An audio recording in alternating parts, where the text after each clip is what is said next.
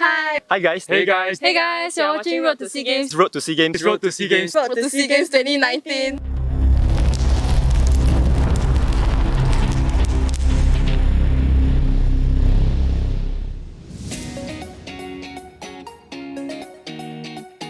Having last featured at the Southeast Asian Games in Jakarta 1997, beach volleyball will be making a much anticipated return to the 30th SEA Games this December.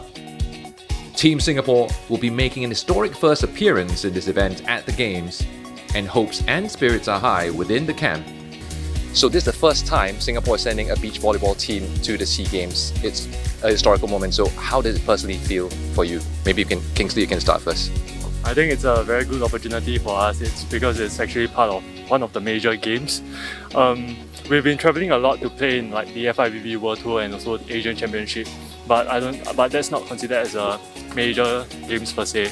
So being able to be part of like the contingent and represent Singapore for SEA Games is definitely a great opportunity and good exposure for Singapore, because it can motivate the younger players to eventually participate and be part of the national squad to compete.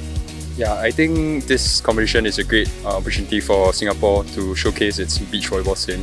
So beach volleyball is not really, it's more of a casual sport right now, but placing beach volleyball in the SEA Games will definitely raise awareness for the sport, and also I feel that it's a good showcase for the Volleyball Association, because the last medal was actually won back in 1995.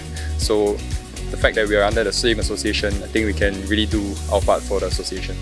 What does it personally feel for you to be part of the Singapore team that will be competing for the first time for beach volleyball at the SEA Games? I feel very honoured because, like you said, it's a very historic moment for us.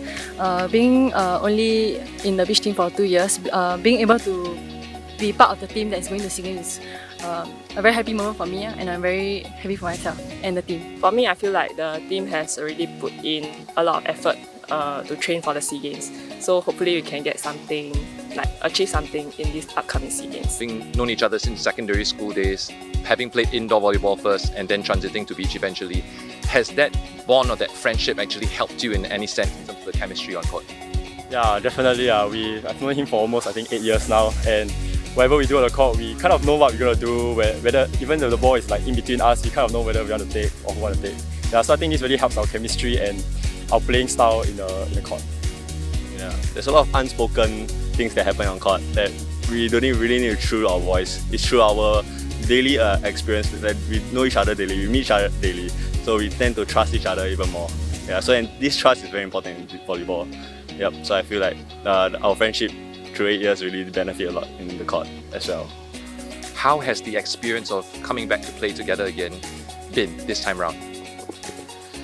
I think it was very different, like, cause she have gotten used to like other players' playing style. So like, and cause haven't been training for like 1 year, so I had to try and catch up to their standard. So it was quite tough for me. Yeah, but overall for now I think it's still okay. It's a big change basically, because after last year she stopped for 1 year, yeah, and then in between is like going 1 year plus. There's a lot of transition with like partners and all, so everything was just very different. But okay, at the end, both of us really cope well together. A lot of chemistry. Yeah. Mark, your dad and your mom both. Your dad was an Olympic captain for China. Your mom also represented China. So different extents, right? And both are coaches. They've been coaching you since your childhood. Is there any kind of additional pressure? Maybe not so much from an external perspective, but within the family for you to kind of live up to certain expectations? There's definitely a certain extent of pressure. For example, my dad will check in on me, how's training, and also he will give me tips here and there, and maybe judge my training frequency, judge my training quality. So he will sort of fine-tune my lifestyle such that I'm giving my best in trainings, in competitions, and also my competition results. Also, I feel that it places a bit of pressure on me because he played on the world stage, but I'm just the maximum I've went actually was in just Asia and not really the highest tier that he played. So there is some form of pressure to actually go to his level of competition.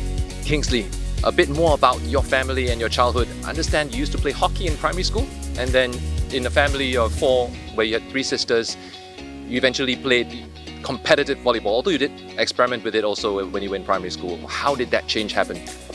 So when I was in primary school, my elder sister got into secondary school, so she started playing volleyball. So apart from playing hockey in primary school, during my free time, my elder sister will coach me and just play volleyball together. So moving forward to secondary school, the school that I went to didn't have like hockey, so I couldn't continue playing hockey back then. So I transitioned into volleyball and everything went well since then. Okay, so Serene, understand that your dad was a national player for Singapore, for both beach as well as indoor. How much of an influence has he been on you? My dad, actually no matter what I have done, my father will always have supported me. So I feel like going forward, indoor or beach, I always feel like my father always, he pushes me, he motivates me, because he has been doing well in the past, and even now he's still in the volleyball scene. So even if whenever I have issues with volleyball and beach volleyball, I will go to him for help, and I don't feel alone. Yeah, that's the good thing about having a beach volleyballer as a father. Yeah. Fantastic. And Ee Shan, speaking about motivation, how big of a motivation has your friends, your family been for you? Basically, they have been very supportive of me playing beach volleyball and then going for the SEA Games, because I actually graduated, I just grad. So usually parents would urge their kids to go for a job, right? Like look for a job. But my parents are supportive of me playing full-time at least for this year. Yeah, so I'm very appreciative of that. Travis, I understand you enlisted in July, and then after you're done with BMT, you managed to get a deferment at least for 3 months for the SEA Games. How important is that in your preparations for the SEA Games? I think it really helps me a lot, because if I was still in the army, I don't think I'll get to train every day. Not like now, we train every day. And I think it's a very great, even though I have to pay back like 3 months, but I think it's worth it, because this is really once in a lifetime opportunity, and I have a passion for this sport and we really want to do well. So I think this deferment really helps me a lot. Yeah. That's great. And Nick, I understand you previously were working also, and how difficult is it as an athlete, just so for people to understand, to balance between work, possibly studies and even training? Honestly, it's very tough. If the company is not really born through sports wealth and sports lifestyle, it's really very tough for the employer to really give you leave, because it doesn't really benefit the company as well. So yeah, so I would feel that it's really on your time management as well. You gotta wake up earlier, you gotta train even earlier, you gotta tell your boss that you might reach the office later. But I would say my internship company really was very understanding. It allowed me to take time off, allowed me to take time off to come and train in the afternoon, or even go to late 1 hour later for work. Yeah, so I feel like the internship company was really very considerate in terms of sports for Singapore. Speaking of injuries, you have been carrying a shoulder injury for some time. Maybe you can talk us through how you've been coping with that, both for competitions as well as for training.